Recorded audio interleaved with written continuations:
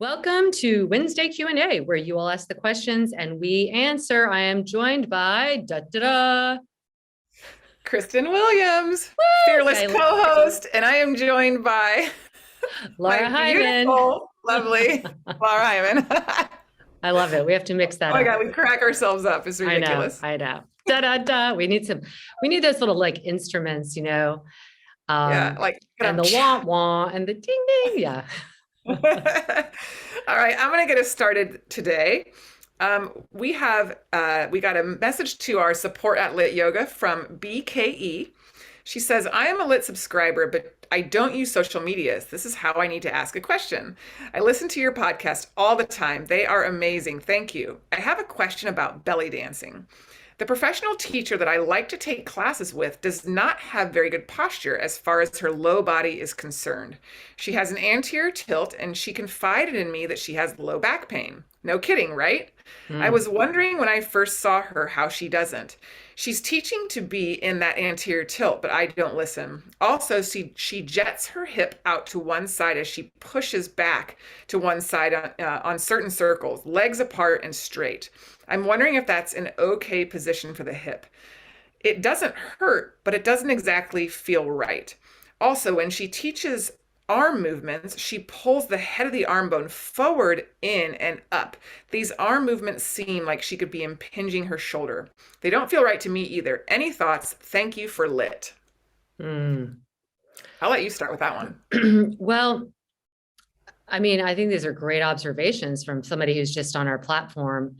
And, we were actually speaking about this earlier today, that there's always lots of chatter for those people who are on social media and just pick up little sound bites that, movement, our bodies are smart, all movement is good, on and on and on. Posture doesn't matter. And I would say that that is just very glib because it does matter. It doesn't mean that you're going to necessarily have pain, but are you going to be able to move in all these different ways and do the fun things like belly dancing, like I took a break dancing class with my with my son. And the idea is that you're not always living in neutral or with neutral alignment, neutral posture, neutral spine, neutral pelvis, but that you know what it is, that your brain mapping understands it. So it's kind of like, are you always going to live in first, second, and third gear? No, you're going to go to other gears too, but you're able to do that because you have first, second, third. You kind of got to go through those first. And if you don't have a mapping of where you start, it impedes your progress, your speed, your grace, your effort, your energy, your efficiency. And then ultimately it can, as we know as physical therapists, it can be detrimental on your joints and the surrounding tissues. So my gut is that you've listened to us enough that you've identified something that feels like it's going to an in range repetitively. And I would say something like belly dancing is probably amazing if it's done well, and it will take you out of neutral pelvis, but what you're trying to do is always control your center of mass. Your center of mass is it's literally the kind of energetic and literal center of gravity in your body that you're working around.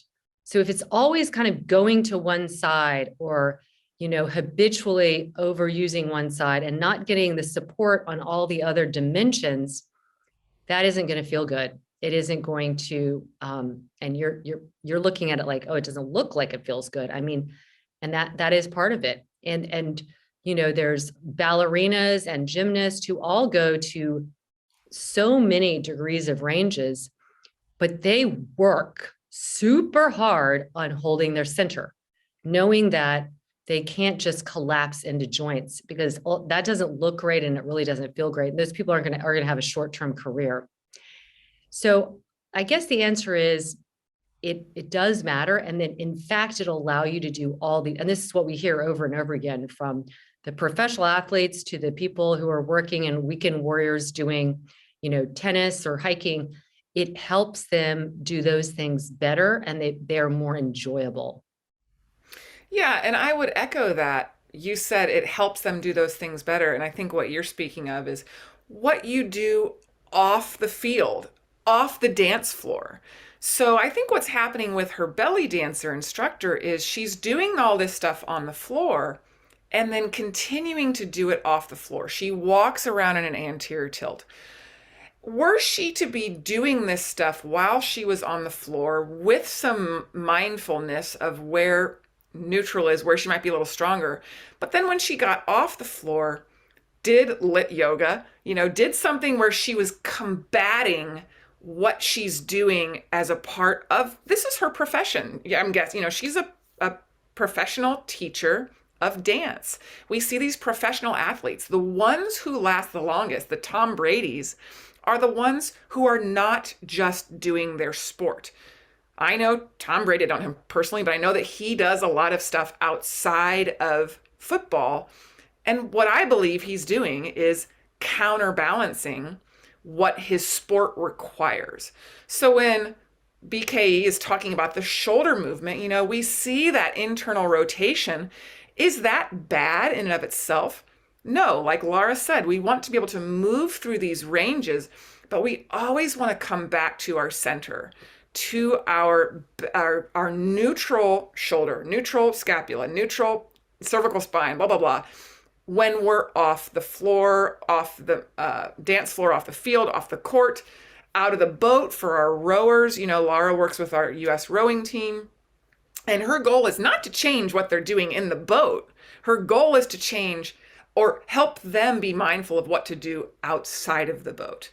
And so this is the same thing. We're not looking to change what belly dancing is. This is a centuries old tradition of how to move.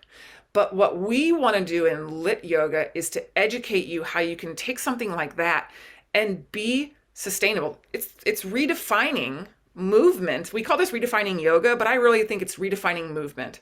So whatever you're doing off of your mat, you can come to your mat and counterbalance our habits, counterbalance what we have to do in life, sitting at a desk all day long. We come to our mat and we really change the way we move and reintroduce finding neutral, exploring ranges of motion through a functional movement pattern that we aren't normally in. That's the game changer. So for BKE, who maybe wants to be doing this belly dancing, she's smart where she's saying it doesn't quite feel right. So she's going to adjust it for her body. But maybe she can start a dialogue with her teacher where it's like, hey, you told me you've got back pain. Share some of the knowledge she's learned just from being on our lit platform as to, literally introducing someone to movement, mechanics, and posture can change their life for the better. And I truly believe that. I've seen it countless times. Kristen, you've changed my life. I'm not doing anything. I'm educating.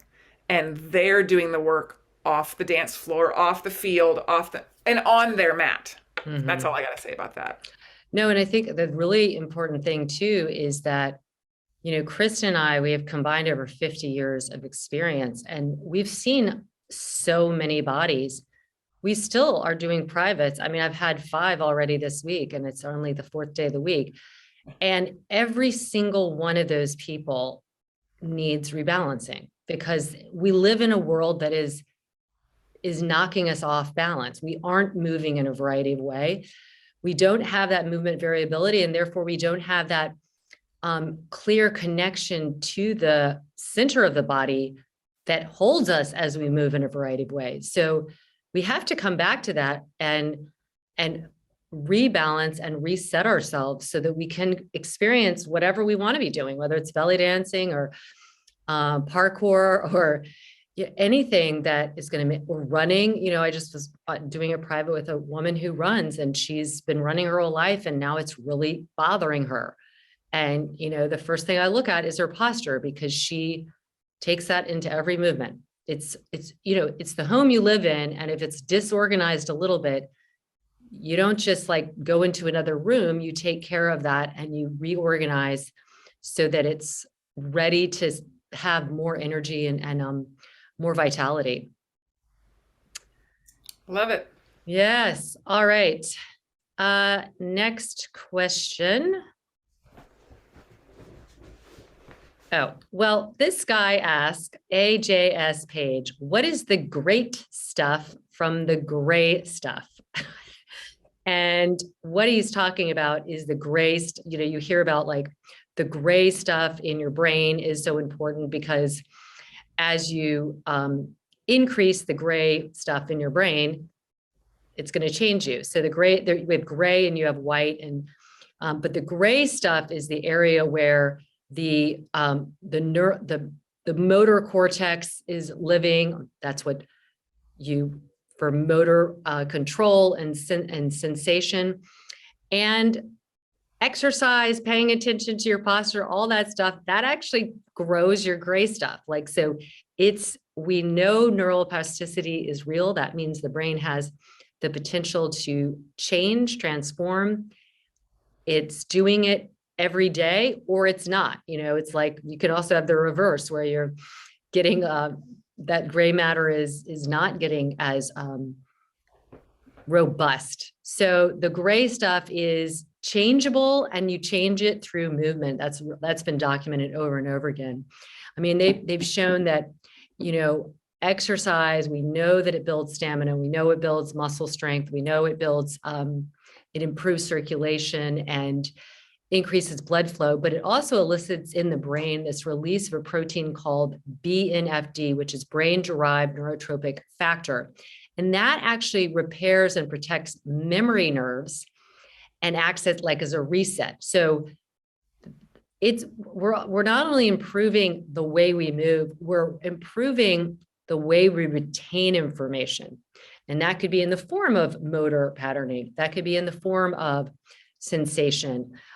It could be in the form of cognitive function, higher executive power. So the gray matter is really responsible for all those things. So the great stuff is, how do you increase your brain, and the brain volume increases as well.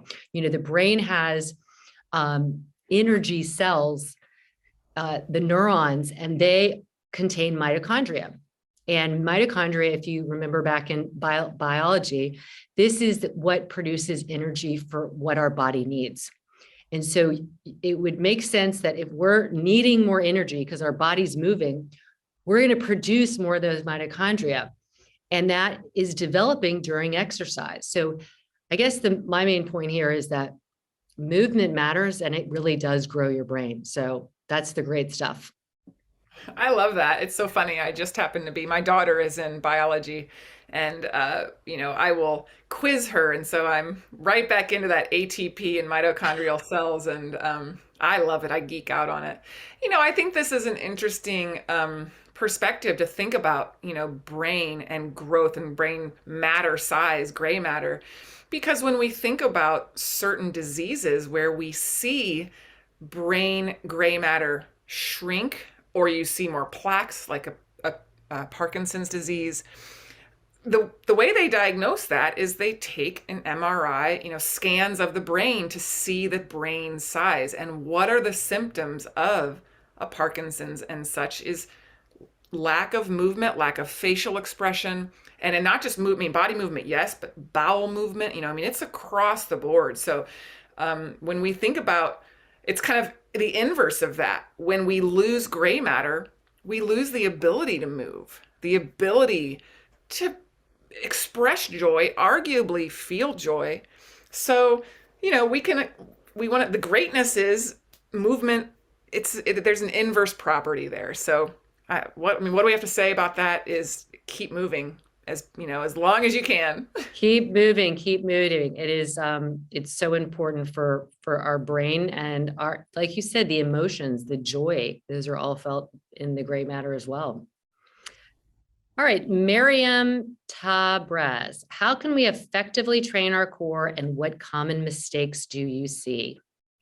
Oh, Oh gosh, we love the core. I I mean, know. like we have a little core soapbox. We should just like leave it in the closet and pull it out and plop it down. So, I mean, I think the biggest common mistake we see, we are currently in one of our level 2 modules called the core module.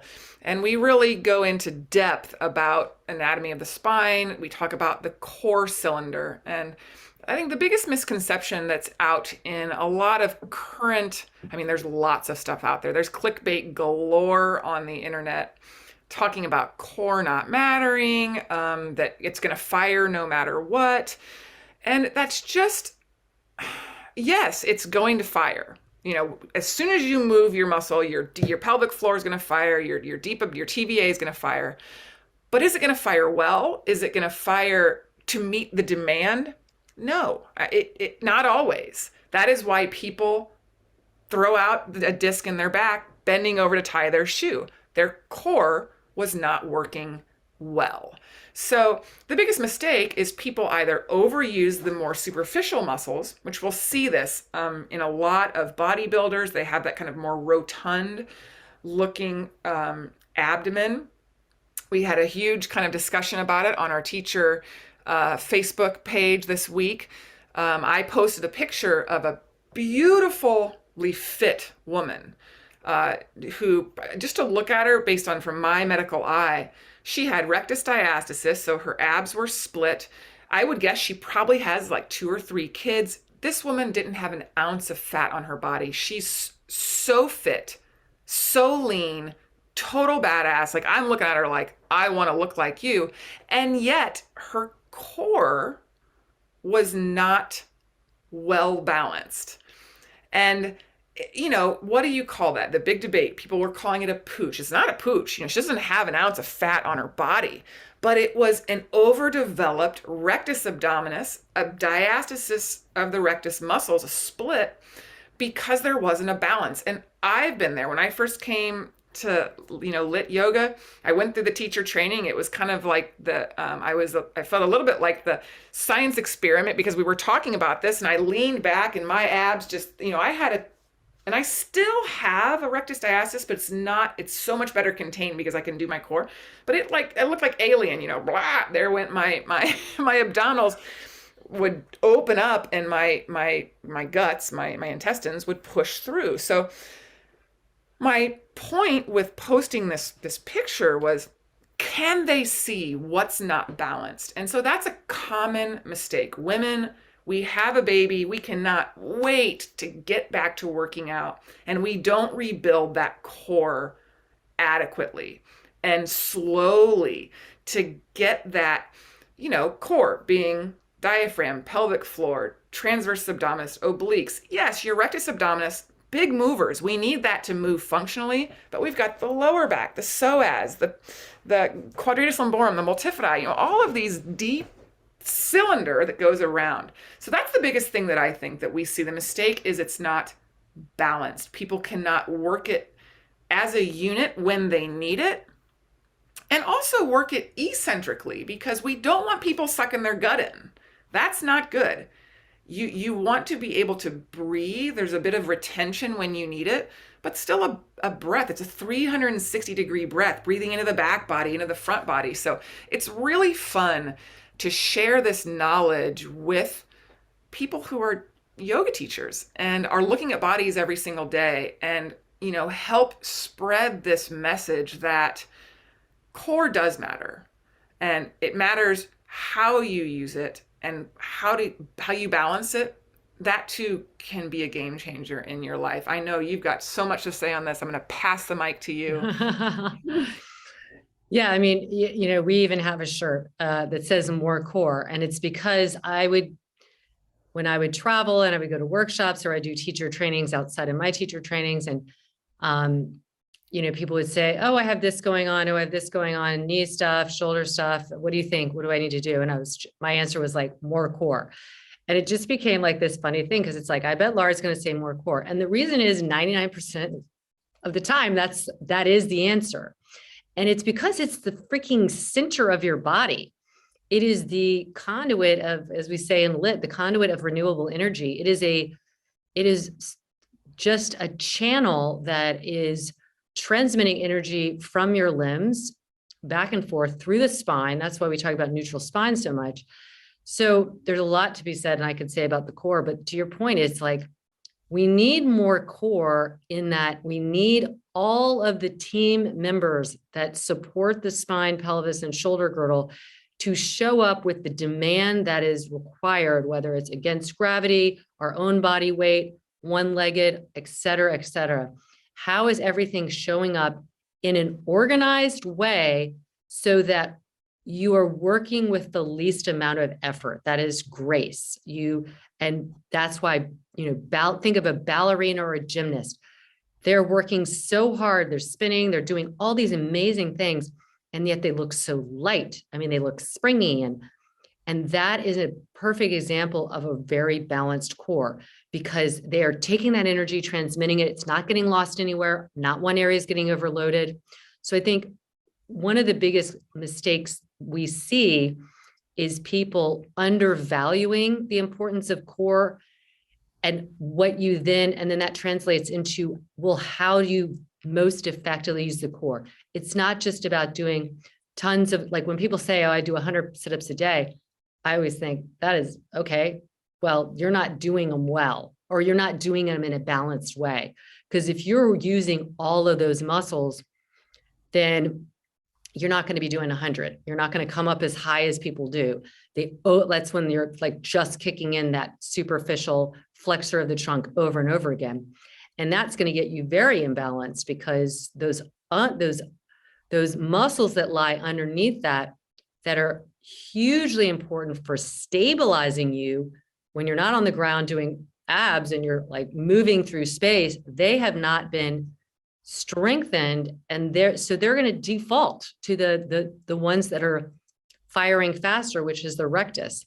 And you need that balance, because if you don't have that balance, it's going to pull on your joints. It's going to your posture is going to be really hard to align, and you will lose energy. And what that means is you will be less efficient. You will get tired faster. You won't be able to hold your shit together because you'll be exhausted, because not everybody's participating. And so I think the biggest mistake is how people train it.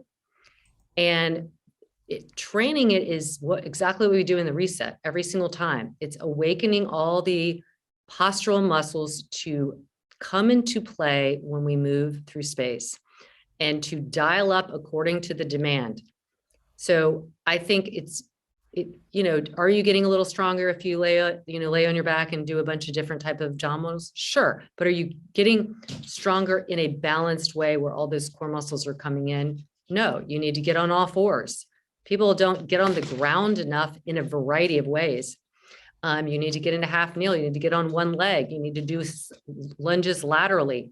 You need to go from the ground and up, because all of that requires that activation of the core. So I think the common mistakes are like over glorifying, like what you're saying, just using the rectus abdominis and getting the six pack. You don't want that, because that means you're probably imbalanced. And those are the people who have more of the issues in the other parts of the core, like the pelvic floor muscles, the lower back muscles, and then how that affects movement in the hips and shoulders. So much more to say, but I think you realize how we feel about the core.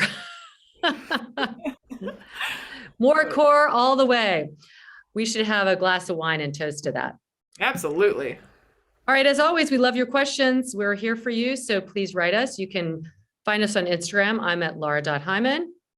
And I'm at KBWilliams99. And P.S., if you happen to be watching us on YouTube, I am currently showing off our new beanies that by the time this airs will have been on sale for a while. So it is so toasty warm. It's cold in Wisconsin. Go to our shop at Shopify so you can find that shop on our website. Yeah. Oh, look at Laura. And I'm wearing the most Me cozy. too. Oh my God, the most cozy. What are these? The warm-up pants or the joggers? I don't know. I've got the joggers. You've got the warm-ups, right? They're so soft. Yeah. So yeah, there you go. And of course we're wearing this one. I mean, we don't change out of this stuff. So I know I'm kind of ashamed that I don't. I'm sure I've got. Oh yeah, see, I've got it's underneath. Oh, there you go. We're always representing. And the reason why is when you see something, talk about core, when you see something like a flame, and the flame is the representation of the fire, which is the center of your core, your fire, your desires, your ambition, your vision, your power is in your core. That's your fire. So these all help you remember to feel lit up. Yeah. So get lit, everybody. And as always, we are pulling for you.